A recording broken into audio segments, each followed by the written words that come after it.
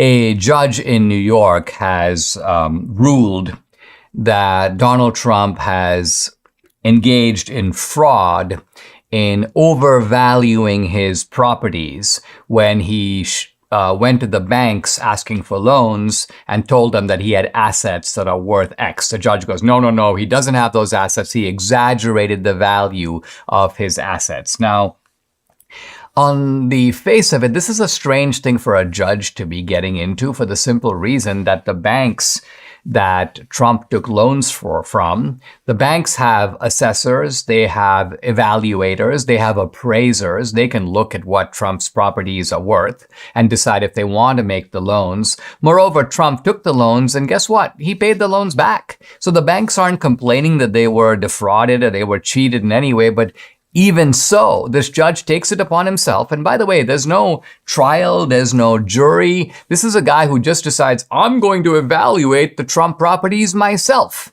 And think of the incompetence of a judge to be able to do this, but he evidently takes it upon himself. And we're going to focus on a single property, Mar-a-Lago, which according to this judge, Trump inflated the value of Mar-a-Lago because he says, the judge says, this is Judge Arthur Engoron. I saw a picture of this guy. He looks like he's this antediluvian, guy who looks like he's 300 years old. But nevertheless, he rules that Mar-a-Lago is worth $18 million. Now, you have to know something about Florida to realize that that is a laugh out loud number. Debbie and I were in Florida in the Palm Beach area for filming, and a friend of ours who had a home there said, you can stay in our house while you're doing the filming. And this home was a 3-bedroom home. And Debbie looked up the home just so we could get a little sense of what it looked like and so on. And then you get a sort of a Zillow value of it. What was it, honey? Like 13 million. It was $13 million. Now, it was a great location right on the water. But guess what? Mar-a-Lago is a great location right on the water. Is it really possible for Mar-a-Lago to be worth $18 million? Well, let's dive into this a little bit. Trump bought Mar-a-Lago in 1985. 1985. So that's 35 years ago. For $10 million.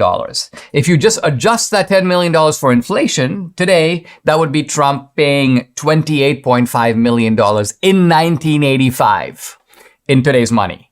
So how can a property that you bought in 1985, that is a magnificent property, it's a historic property, it's considered to be one of the most beautiful home properties in the United States. It is right on the water. If you just look it up and look at pictures on it, we had our premiere for 2,000 Mules at Mar-a-Lago.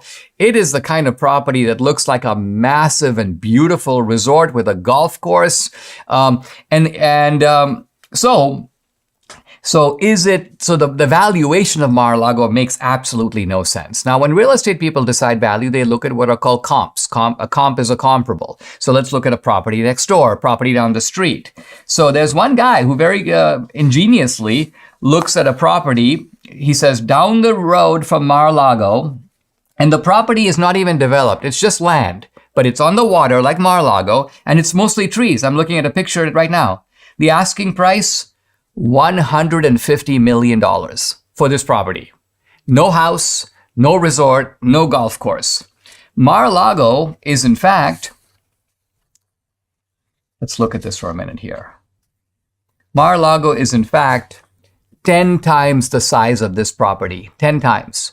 Forbes magazine, which did an evaluation of Mar-a-Lago in 2022, so last year, evaluated the property as being worth $350 million. And even that's a big understatement because Florida property values, particularly South Florida, have been going crazy in the last couple of years as people are fleeing to Florida, better weather, better tax policies, better run state, and so on. And so what is Mar-a-Lago valued at? You can argue, is it worth 350 million, 400 million, 500 million, a billion? One thing you can be sure of, and I think even the left can't with a straight face say Mar-a-Lago is worth 18 million. That gives you an idea of how corrupt and wicked this judge is, because deep down he cannot be so stupid that he wouldn't know this. He does know it, but he also knows he's in a political environment where he's expected to punish Trump and he will be applauded for punishing Trump, and so he's trying to destroy Trump's businesses in New York, essentially saying, I'm going to pull the license of these businesses need to be shut down. They're trying to run Trump out of New York, and on just as fraudulent a pretext as all the other cases. Guys, with the new movie coming out next month, this is a great time to check out and subscribe, if you want to my Locals channel. I post a lot of exclusive content there, including content that's censored on other social media platforms. On Locals, you get Dinesh Uninhibited, Dinesh Unchained, Dinesh Uncensored. You also interact with me directly. I do a live weekly Q&A every Tuesday. I did one last night. No topic is off limits. I've also uploaded some very cool films to Locals. It's like Dinesh's movie page, documentaries, feature films, my films, also films by other independent producers.